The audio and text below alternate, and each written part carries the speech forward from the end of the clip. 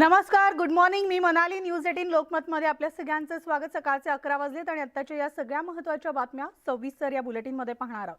तर बुलेटिनच्या सुरुवातीलाच आत्ता एक ब्रेकिंग बातमी आहे. बंडखोरी करून महाविकास आघाडीच्या उमेदवाराला आव्हान देणारे अपक्ष उमेदवार राहुल कलाटे निवडणूक लढवण्यावर ठाम आहेत. उमेदवारी अर्ज भरण्याआधी नेत्यांकडून आपली मनधरणी करण्याचा प्रयत्न झाला, मात्र आता कुणीही आपल्याला उमेदवारी मागे घेण्याबाबत बोलत नसल्याचं सांगत लोकांसाठी आपण ही निवडणूक लढविण्यावर ठाम असून चिन्ह मिळण्याची वाट पाहत असल्याचं कलाटे म्हणाले. तर आमचे प्रतिनिधी चंद्रकांत फुंदे आपल्या सोबत आहेत. चंद्रकांत, कलाटे आपल्या निर्णयावर ठाम आहेत, त्यामुळे त्यांच्या उमेदवारीनं नक्कीच ही चुरस वाढलेली दिसतीये.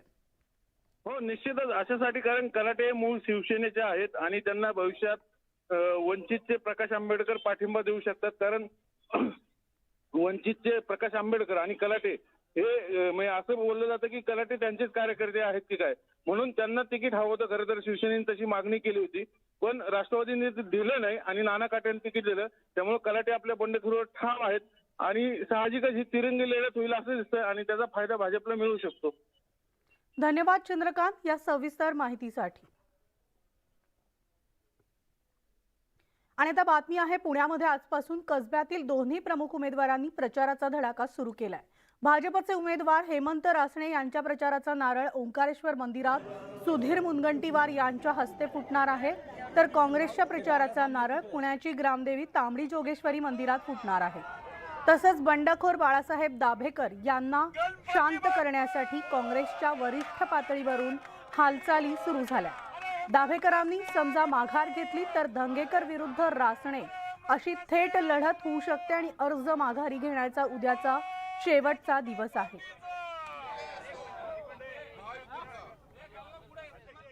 मला विश्वास आहे की श्री हेमंत रासने हे समोर असणारे जे उमेदवार आहे त्यांनी अनेक पक्ष बदलवलेत. त्यांची लढाई खुर्चीसाठी आहे, त्यांची लढाई सत्तेसाठी आहे.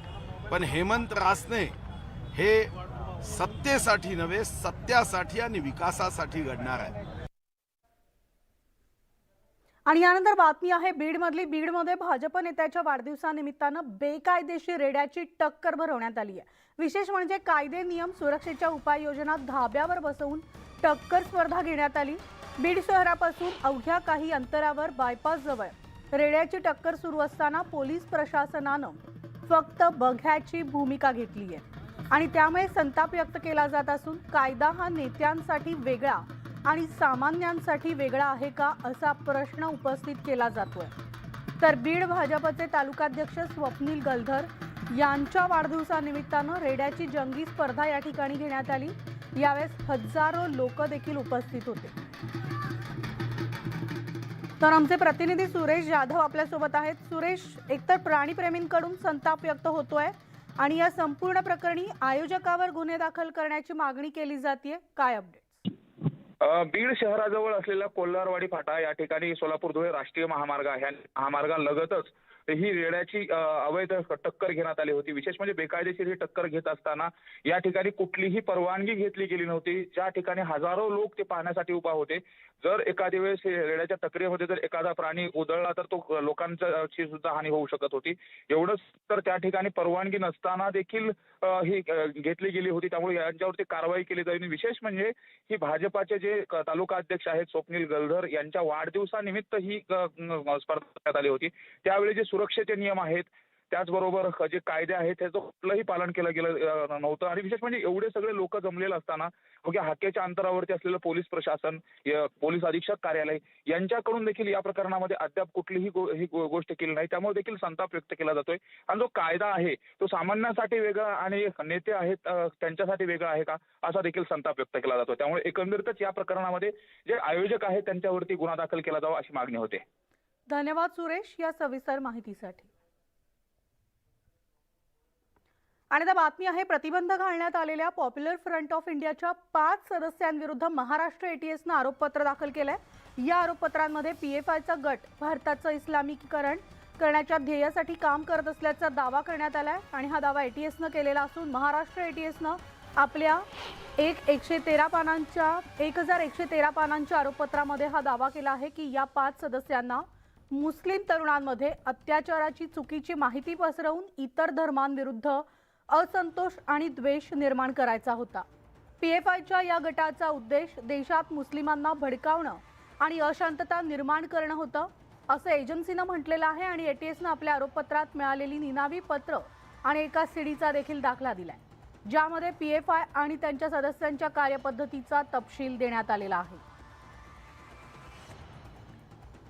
आणि या संपूर्ण प्रकरणी आपण सविस्तर अपडेट जाणून घेऊयात. आमचे प्रतिनिधी प्रशांत बाग आपल्या सोबत आहेत. प्रशांत, महाराष्ट्र ATSनं जे 1113 पानांचं आरोपपत्र दाखल केले, त्यात कोणते प्रमुख मुद्दे नमूद करण्यात आले?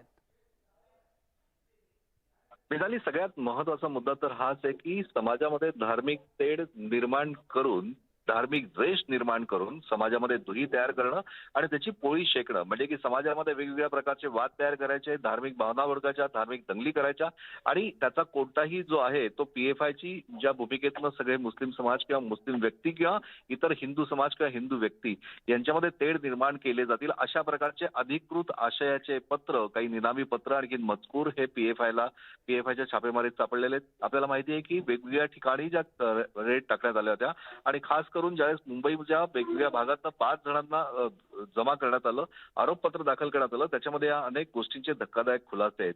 मुळात दोन समाजामध्ये तेढ निर्माण करणं, म्हणजे सर्वधर्म समभावाचा पुरस्कर्ता असलेला देश याच ठिकाणी नसलेला कोणता विषय जन्माला घालायचा, आणखीन दोन समाजात तेढ निर्माण करायचं, जातीय दंगली निर्माण करायच्या, टार्गेट केलं जायचं, आणखीन यामुळे सामाजिक स्वास्थ्य बिघडवलं जाईल आणि अर्थातच देश विघातक कृत्य या सदराखालीच हे सगळं मोडतंय. कारण देश एकसंध राहण्यासाठी म्हणून जी घटनेनं पायमल्ली केली आहे त्याची पूर्णपणे पायमल्ली या ठिकाणी केली जात होती आणि हे पूर्णपणे या आरोपपत्रामध्ये त्यांनी जे कागदपत्र सादर केली आहे त्याच्यातनं हे प्रूव्ह होत आहे.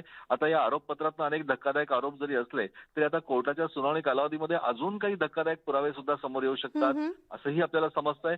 पण नेमकं बघूया आता काय काय होत आहे. अगदी बरोबर प्रशांत, आणि त्यामुळे या संपूर्ण प्रकरणावर आपण लक्ष ठेवणार आहोत. तुर्तास या सविस्तर माहितीसाठी धन्यवाद. आणखी एक ब्रेकिंग बातमी. देशात पॉप्युलर फ्रंट ऑफ इंडियावर प्रतिबंध घातल्यानंतरही बिहारमध्ये सक्रिय असल्याची धक्कादायक माहिती उघड झाली आहे. सुरक्षा यंत्रणांच्या निशाण्यावर आल्यानंतर PFIनं आपल्या बेकायदेशीर कारवाया बदलल्याचं सांगितलं जात आहे आणि आता PFI लष्कराप्रमाणे प्रशिक्षण देण्याऐवजी महत्त्वपूर्ण लोकांना टार्गेट करून त्यांना जीवे मारण्याचा कट रचत असल्याचा दावा NIAनं केलाय. PFIवर कारवाई केल्यानंतर आता धार्मिक सद्भावना बिघडविण्यासाठी केवळ टार्गेट किलिंगवर लक्ष केंद्रित केलं जात असून मुझफ्फरपूरमधील मोहम्मद कादिर अन्सारीच्या घरी गेल्या वर्षी सप्टेंबर-ऑक्टोबरमध्ये PFIच्या गुप्त बैठका झाल्याची माहिती आता उघड झाली आहे.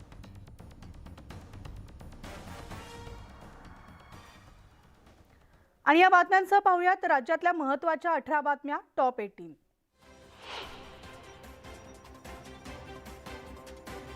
बुलेट ट्रेनला हिरवा कंदील मिळालाय. गोदरेजनं जमीन अधिग्रहणाला विरोध केला होता. गोदरेजची ही याचिका हायकोर्टानं फेटाळली आहे. मुख्यमंत्री एकनाथ शिंदे यांना दीर्घायुष्य लाभो आणि त्यांच्या चांगल्या आरोग्यासाठी नागपूरमध्ये हवन आणि महापूजा करण्यात आली. पारडी परिसरामधील शनी मंदिरात महापूजा आणि हवन करण्यात आलं.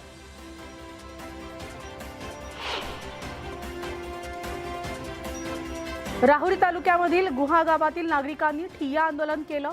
कानिफनाथ महाराजांच्या मंदिरात आरती करण्यापासून प्रशासनानं रोखल्यानं गावकरी संतप्त झाले. मंदिरामध्ये जाण्यासाठी आलेल्या भाविकांना पोलिसांनी रोखल्यानं त्यांनी ठिय्या मांडला.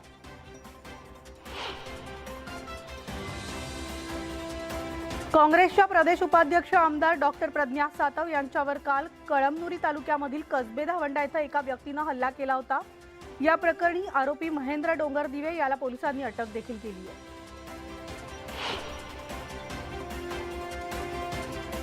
चिंचवड मतदारसंघात निवडणूक आचारसंहिता असल्यानं निवडणूक तपास आयोगाच्या पथकानं आता 4 चाकी वाहनांची तपासणी सुरू केली आहे. भाजपच्या उमेदवार अश्विनी जगताप यांच्या ऑफिसजवळ वाहनांची झाडाझडती करण्यात आली.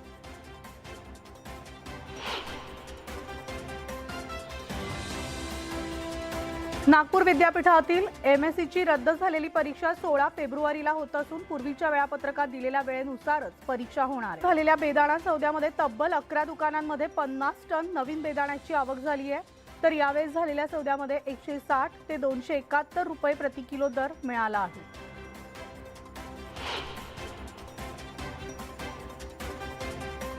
सांगलीच्या मणेराजुरीमध्ये द्राक्ष दलालानं 20 शेतकऱ्यांना 40 लाखांचा गंडा घातल्याचा प्रकार समोर आलाय. द्राक्ष उत्पादकांनी पोलिसांमध्ये धाव घेत तक्रार केली असून हा द्राक्ष दलाल फरार झालाय आणि त्याच्या विरोधात गुन्हा दाखल करण्यात आलाय.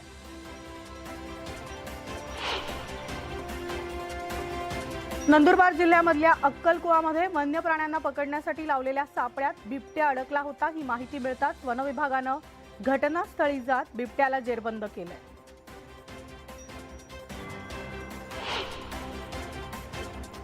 उस्मानाबादमधील एका उरुसाच्या धार्मिक कार्यक्रमामध्ये वळू उधळल्यानं 14 भाविक जखमी झाले आहेत.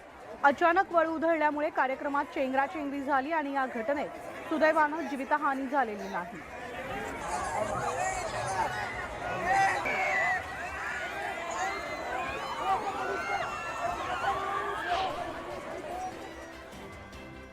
गुजरातच्या छोटा उदेपूरमधील लोकवस्तीमध्ये बिबट्या दिसल्यानं खळबळ उडाली होती. बिबट्या दिसल्याची माहिती मिळताच वनविभागानं तात्काळ धाव घेत बिबट्याला जेरबंद केलंय.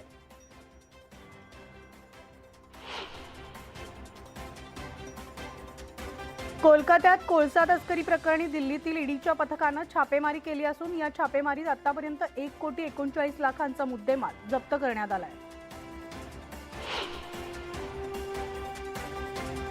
पीएनबी बँक घोटाळ्यामधील मुख्य आरोपी मेहुल चोक्सीनं त्याच्या विरोधामधील विविध कारवायांना हायकोर्टात आव्हान दिले. या विविध याचिकांवर कोर्टात सुनावणी होणार आहे.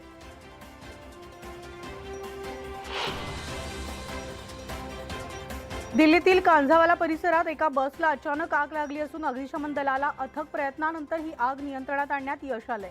या आगीमध्ये कोणतीही जीवितहानी झाली नसून शॉर्ट सर्किटमुळे ही आग लागल्याचं बोललं जातंय.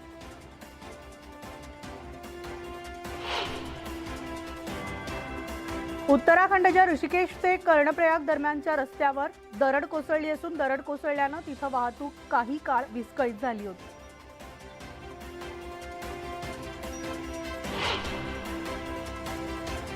फ्रान्समधील पेन्शन सुधारणा कायद्याच्या विरोधात पॅरिसमध्ये हजारो लोक पुन्हा रस्त्यावर उतरली आहेत आणि त्यांनी गोंधळही घातलाय.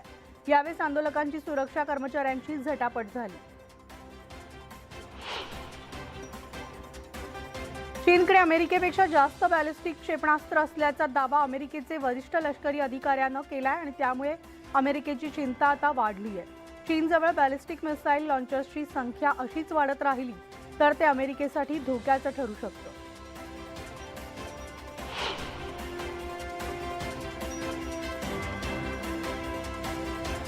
रशिया आता असे किट बनवणार आहे जे सैनिकांना केवळ अदृश्य. बातमी आहे ती म्हणजे ट्विटरच्या ब्ल्यू टिकसाठी भारतीय वापरकर्त्यांना पैसे मोजावे लागणार आहेत.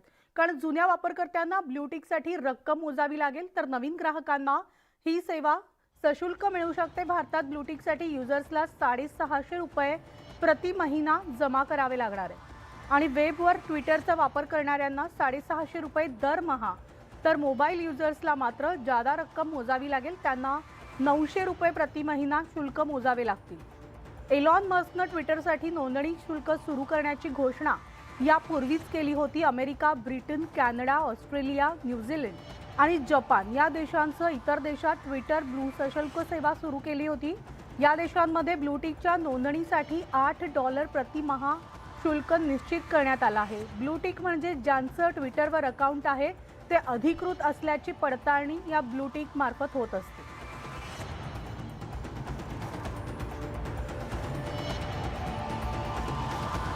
आणि ब्रेकनंतर पुन्हा एकदा स्वागत. आणि आता बातमी आहे नागपूरमधनं. सावजी भोजनासाठी प्रसिद्ध असलेल्या उपराजधानीत सावजी भोजनालयामध्ये दारूचा पूर वाहत असल्याचं समोर आलंय. सावजी हॉटेलच्या नावाखाली बार उघडण्यात आला असून नागपूरच्या वर्धा रोडवर विनापरवाना दारू विक्री केली जाते. नियमांना डावलून सावजी हॉटेलमध्ये ग्राहकांना मद्य पिण्याची परवानगी आहे. उत्पादन शुल्क विभागाचे दररोज यामुळे लाखोंचं नुकसान देखील होते. वर्धा रोडवरील जेवढे खानावळ आहे त्या सगळ्या खानावळला तपासणी केलेली आहे आणि ज्या ठिकाणी अवैधरित्या दारू विक्री किंवा दारू प्राशन करताना व्यक्ती आढळले होते त्यांच्या विरुद्ध आम्ही मुंबई दारूबंदी कायद्याच्या कलम 84 आणि 68 खाली गुन्हा नोंदविलेला आहे. 68 कलमाखाली गुन्हा धाबा मालकावर किंवा आस्थापना मालकावर नोंदविलेला आहे आणि 84 कलमाखाली गुन्हा जे दारू प्राशन करत होते त्या ठिकाणी त्यांच्या विरुद्ध केलेला आहे.